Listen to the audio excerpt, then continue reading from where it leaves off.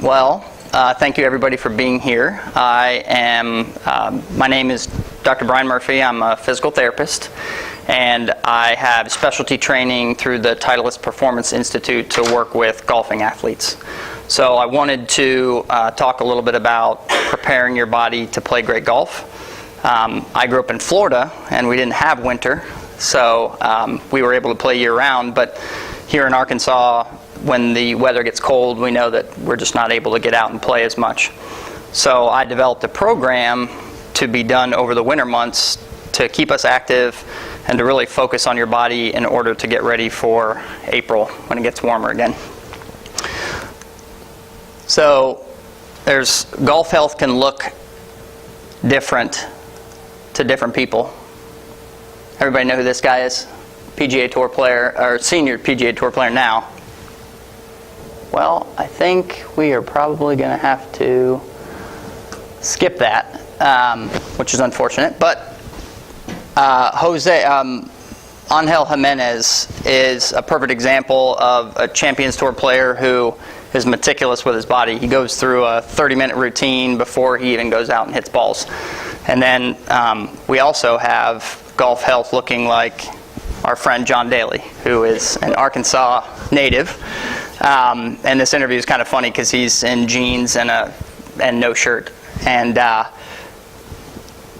we're seeing a change in how golfing athletes look. And golf health is looking at the body's requirements to play golf. So the body needs to have balance. It needs to have strength in certain key areas. It needs to have flexibility. It needs to have mobility. It needs to have stability in certain areas. And all those terms, I'm going to be touching on most of those in the presentation because the program I've developed looks at each of those facets and allows us to work on those areas to maximize our golf body. So what is golf health? Golf health is basically how I look at it from a physical therapist perspective is I look at your body from head to toe and I look at what are your strengths and weaknesses in your golfing body and then how that's going to relate to your ability to play the game at the best level that you're capable. So once I do the assessment, then I can start to develop a plan that targets your particular impairments so that we can attack those and give you things to work on, whether it be hands-on techniques that I do with you or whether it be certain exercises, certain movements to help you target your weaknesses. So golf health really started in 1997 with this guy. Everybody knows who that is, right? And talk about a comeback story. I mean, this guy's had like 3 back surgeries. Just won his first event back in a long time. I mean, he has recently just interjected a whole new passion for a lot of golfers again. When I was growing up watching him play in '97, when he won the Masters by like 12 strokes and was destroying everybody. And he came onto the scene and people were like, man, look at this guy. He works out in the gym. He's got a physique that looks not like a golfer. So that's really where people started to take notice and how meticulous Tiger Woods was about his body. And it even continues today. We look at guys like Brooks Koepka. This guy looks like a linebacker. I mean, he doesn't look like a golfer. I was actually down in Jupiter, Florida before we moved back up here. And Brooks Koepka, now I think he's still the #1 player in the world. It might be Justin Rose right now. He, Dustin Johnson, Ricky Fowler, some of the best PGA Tour players, they live in Jupiter. And I was able to help Jupiter Medical Center hospital system develop a golf program for that whole Jupiter area. So I brought my knowledge back from there here to Arkansas, and the concept of being inside a country club was kind of born with what I learned in Jupiter. So how do I improve my golf body? Today I'm going to be highlighting 6 key areas. Number 1, balance, critical in golf, and I'll kind of go over all these in detail. Upper body strength, lower body strength, core stability. So core is kind of a big term. Everybody's like, I got to strengthen my core. Well, what exactly does that mean? mobility and flexibility. As we age, we know things don't kind of work as efficiently as they should, but there are things that we can do to counteract that. And then finally, a dynamic warm-up. How do you prepare your body before you play or hit balls, and is that really adequate? So I'll kind of touch on those. The first one, balance. We're going to make it a little bit dynamic, so I'm going to have you guys stand up, and what we're going to do is we're going to stand on one foot with the left knee bent. You don't, this isn't a choice. So just make, you're okay. You might want to slide those off if you can. If not, you'll get the idea. So if you stand on one foot and you attempt to balance, you'll notice, some of you, that it's maybe a little bit harder than for others. But what we're going to do now is we're going to take away vision, and I'm going to have you stand on one foot and you're going to close your eyes. And you're all going to be surprised at how much more that really challenges your balance. Yeah. So why is that? Well, vision is a part of your balance system. So when you take vision away, the other parts of your balance system have to work harder. Did you know that on the PGA Tour and LPGA, the Titleist Performance Institute looked at their elite golfers? Eyes closed, the average was 17 seconds. Were you anywhere near that? I know I wasn't before I started practicing. So we know that balance is critical, and you guys can go ahead and sit down. We know that balance is critical because of weight shifting in golf. When you're coming into your backswing, we see that there's a loading of your trail leg, and then as we come down through impact, there should be a shifting of your weight onto your lead side. Okay. I have a piece of equipment that I just invested in. It's called the Body Track. It specifically looks at that, what's called the center of pressure. And it's kind of the latest and newest thing that a lot of the tour players are looking at. It's how they're reacting to the ground. Okay, you see your long hitting players, they react very specifically to the ground. So this is a way that I can objectify how you, as an individual golfer, are reacting to the ground, and is that optimum? Okay, it'll show real quickly whether you're hanging back. Okay, if you're not getting weight onto your lead side, you're losing a lot of power, and hence distance, which every golfer I know wants to hit the ball further. Okay, so those situations where you might be contending with uneven lies. I don't get lucky enough in a round to not have some kind of ball under my feet, ball above my feet, the side, you're in a bunker, 1 foot in, 1 foot out. So this one you don't really need, but balance is critical in situations like this, where you might find yourself in a golf cart that's up on its two wheels. Another situation here, uneven lie. You know, this guy has poor balance. You know, that just, he needed to work with somebody like me, because, I mean, he's just struggling. If you ever find yourself on a frozen lake, I wouldn't advise this, but that one, now he's going to be wet and cold. So that's where balance comes in, just kind of in a little silly way. But strength, the next component of it, is critical. We know that strength is not only... Now, this is another demonstration. If whether you want to do it or not is up to you. But one of the tests that we use, and I'll just kind of demonstrate it for you guys. One of the tests that we use in my golf assessment, and if you need to stand to see me, please do. Glutes. When we talk about lower body strength, the glute, or your butt muscle, is a critical power generator in the golf swing. So one of the ways that we look at that and we test that is through what's called a single leg bridge. And some of you may know this because I made you do it, but you're going to bridge, and then you're going to straighten one leg. Ideally, you're going to be holding here for 10 seconds. We want to see what your body does. Is your pelvis level? Are you cramping in the hamstring? Are you feeling it in your glute? This is a way that we can quickly assess your glutes integrity, okay? I can't tell you how many people, I make it look easy because, you know, I work out now. I'm just kidding. But that's really a challenging test, and that gives us a quick look. It's all of 30-second assessment, both sides, to really find out whether your glute is working, whether it's a hamstring overload. The glute is very protective for the low back, so that's another tool that we use to just check that out. So why does strength matter? Protective, you know, I think we just talked about this today.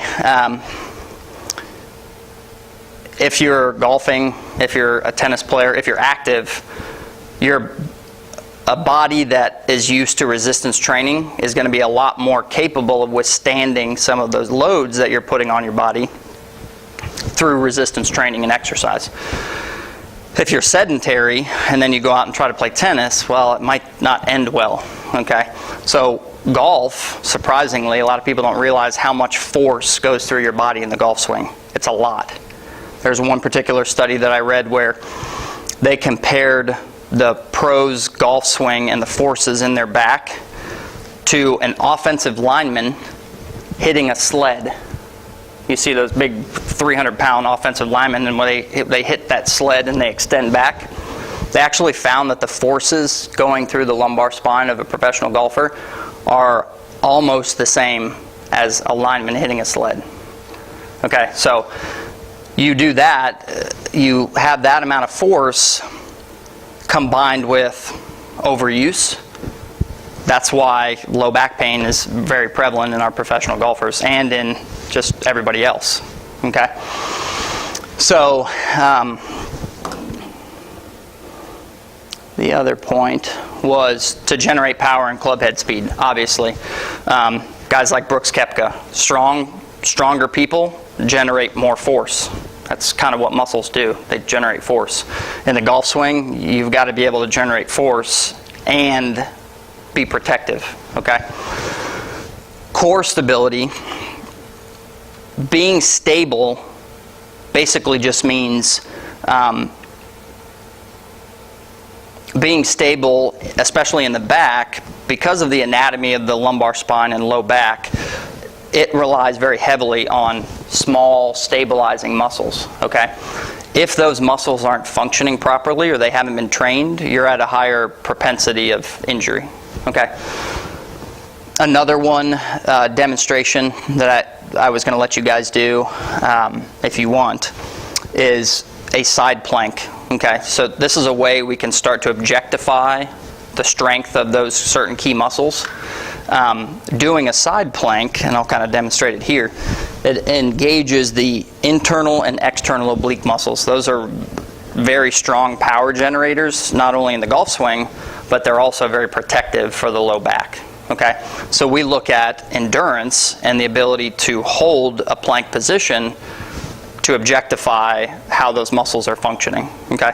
So you just get down on your side, and really what it's meant to do is it's meant to be kind of from a full body plank position, and you come into a side plank and you just hold there as long as you can. Okay? We're seeing higher level players a minute and a half.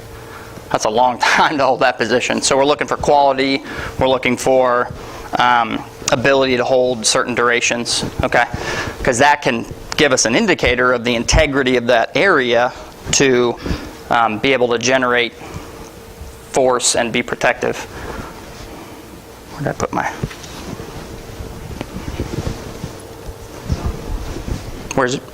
Right behind you. Yeah. Oh, good. Didn't see it. Okay, cool.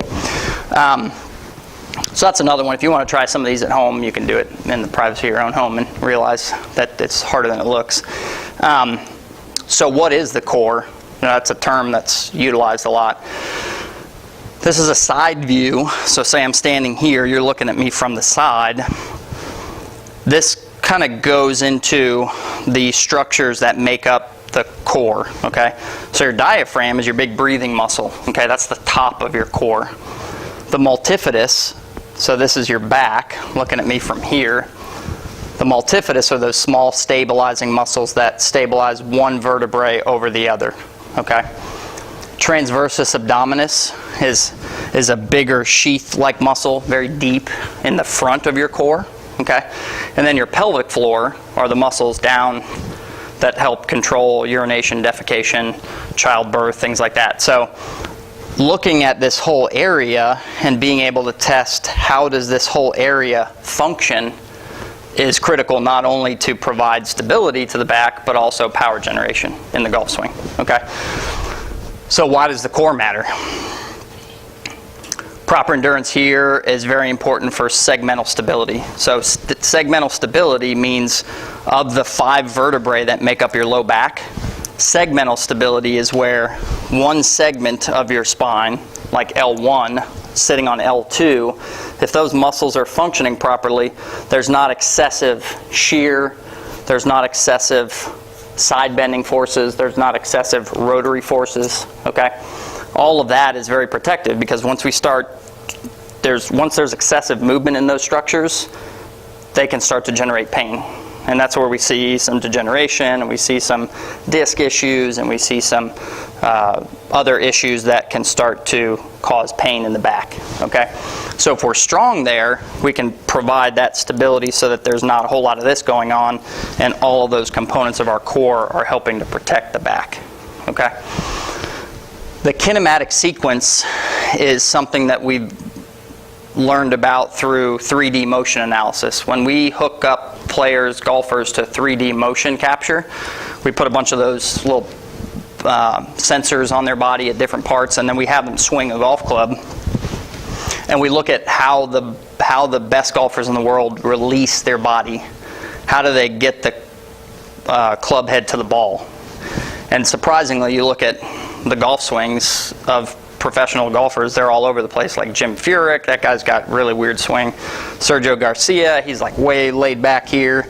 They all look different, but when you put them on 3D motion analysis, they get to the ball the same exact way. Every single player gets to the ball the same exact way. They rotate their pelvis first, then their thorax, then their arm, and then they release the club head. The kinematic sequence is a graph that comes out of a 3D motion analysis of a golfer's swing. So we don't have the technology here, but if we were to look at an average golfers, we're all over the place. Our sequence is not optimal. That has to do a lot with core strength, okay? But it also is something that we need to look at if we have the capability to look at that, because we may not be able to swing like the best golfers in the world, but we want to try to emulate them as best we can, okay? Another area that's critical is mobility and flexibility, okay? So what does that mean? Mobility means the ability of the body to move and turn, okay? Flexibility, the ability of a joint to go through a certain range of movement, okay? We know that these things change as we age, okay? Just like a lot of other things do. This one would be good for you guys to try. I brought some sticks. So we can do, maybe if we just spread, you'll stay sitting in your chair, and I'll bring a little club over front of your chair like so. Knees and feet will stay together. You're going to put that club behind your head, resting on the top of your shoulders. From here, what we want to look at is your ability to rotate your thorax, your thoracic spine, your upper back. I want you to turn to your right as far as you can, keeping your knees and feet together. That's the keeping your knees and feet together. That's the critical part.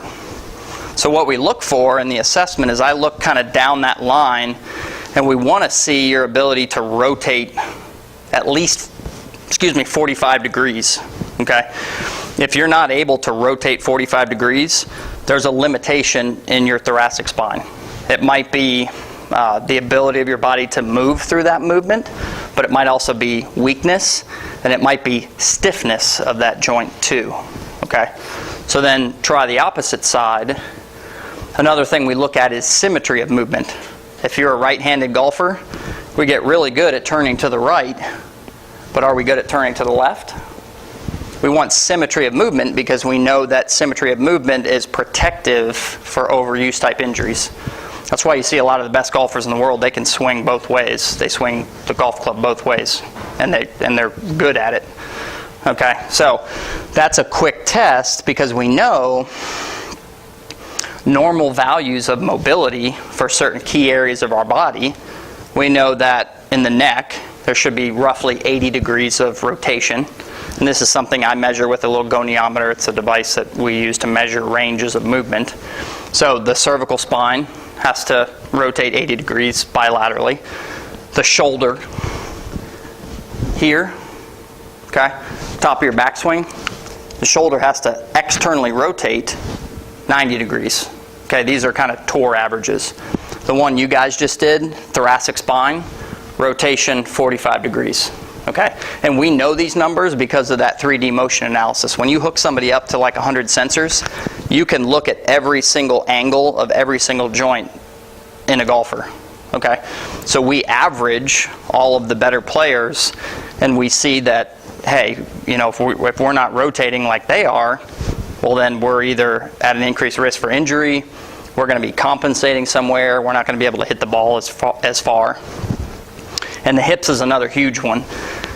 There's a concept called regional interdependence. And when you're looking at the human body, you can't just look at one area without taking into account areas in the vicinity of that area.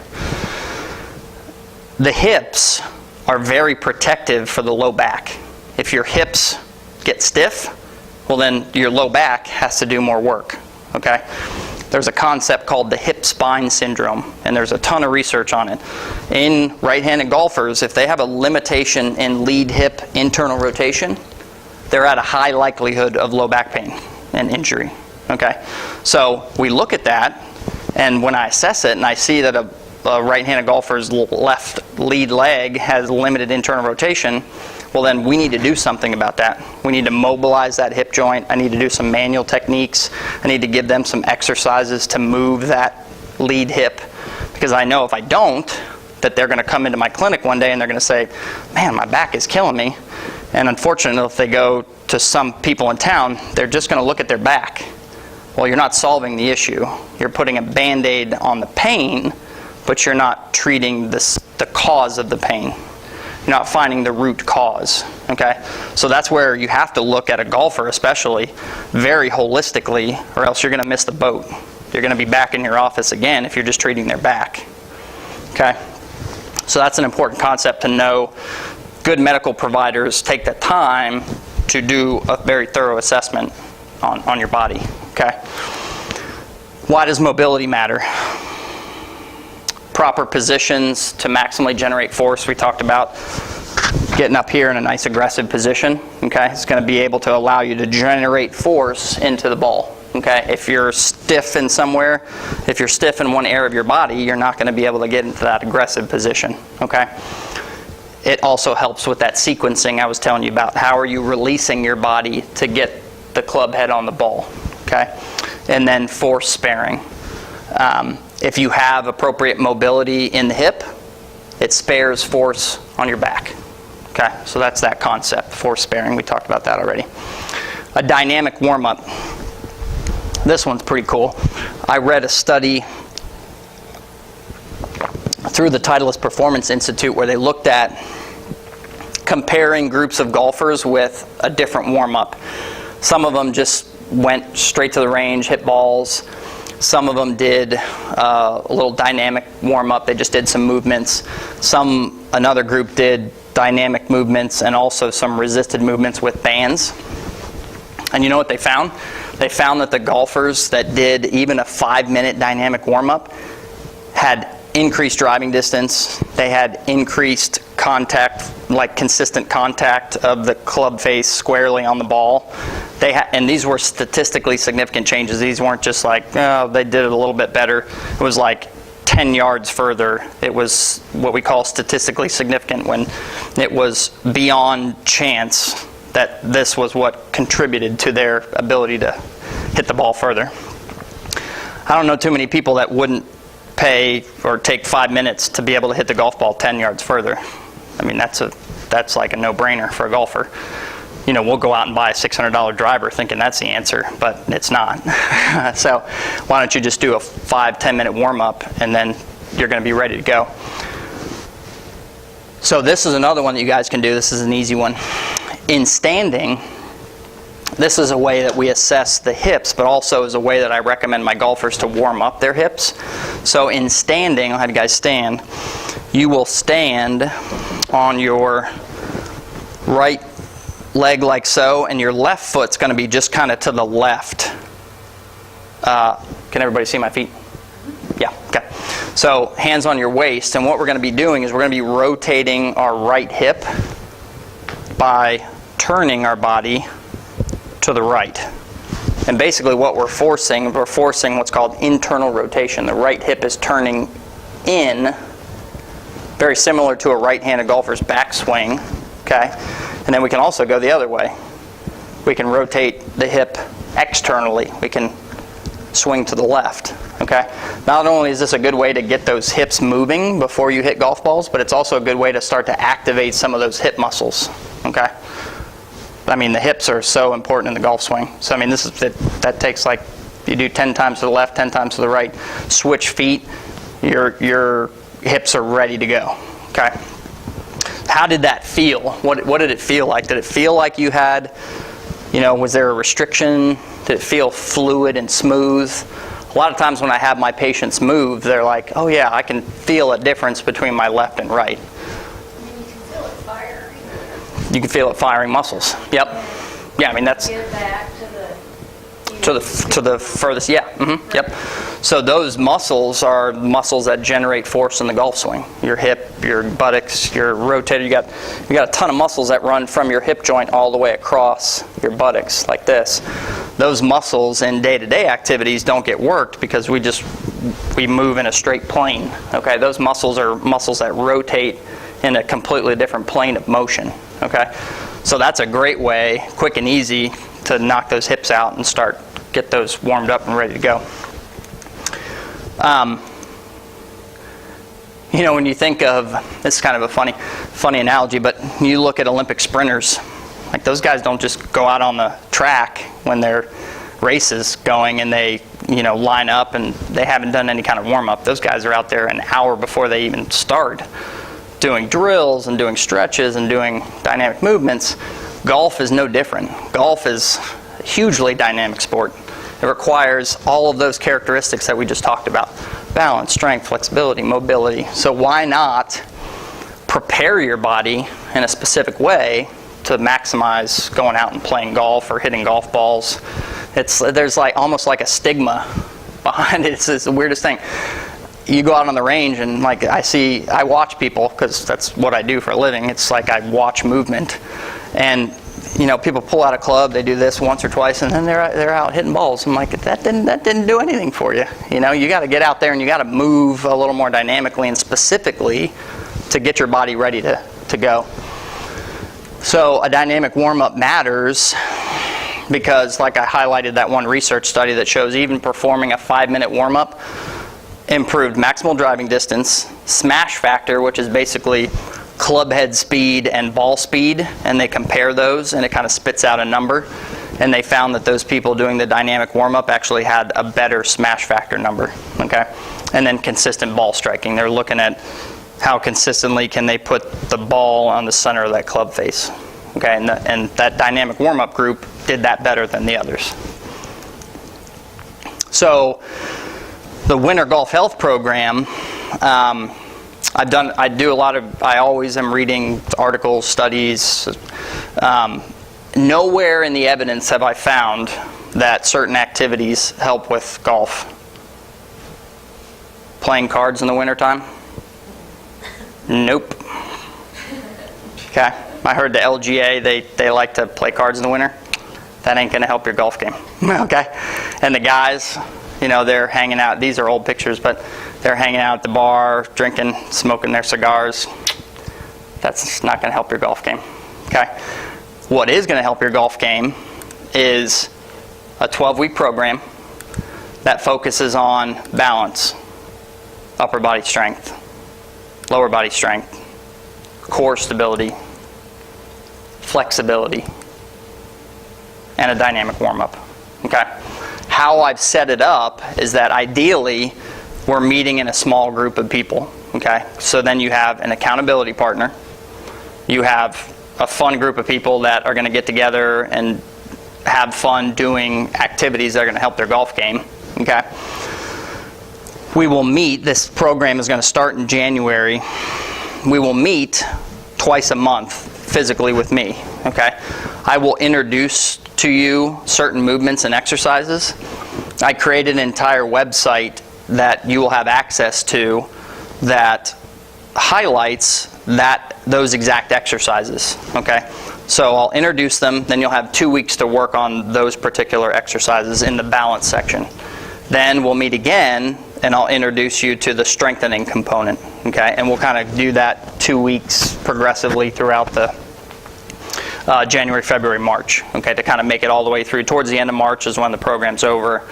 But by then, you will have a very specific program that targets all of these areas. Okay, and then obviously the benefits of doing a specific program for those 12 weeks. Okay, better balance, strength gains, better flexibility, better mobility.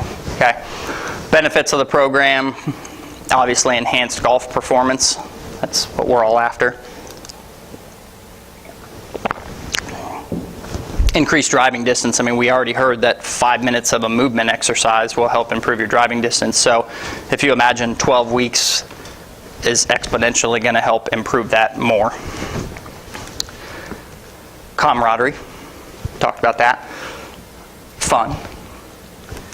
And also avoiding the winter blues. Okay? On those cold days when you can't go out and play, you want to hang out with your friends, you can do it in a fun group setting with me. So, that's the website. You guys can look at it if you'd like. It's called ArkansasGolfHealth.com. I spent a lot of time on this program, and it's all research-based. It's not just like me pulling exercises out of the air, me pulling movements out of the air. This is stuff I've read from articles and my background with the Titleist Performance Institute, and so it's really, in my opinion, a solid program. Okay, it's not done poorly. So you can check out that website. I think it's got a special link for Chenal Country Club members. So the pricing that you see on there is not set in stone for the Chenal members. I feel like if we get some of the members of the LGA to come as a group, then that can fluctuate and be, we can discuss that pricing. That's kind of my slogan. Here's to helping you reach your pinnacle, because I'm Pinnacle Physical Therapy. And that's my logo, Golf Health Program. And questions? Don't all answer. Ask at once. Indoor or Yep, we're gonna do. Yeah, we're gonna do it. It's all gonna be kind of indoors. There's gonna be. at the gym? Yeah, here at the fitness center. Yep.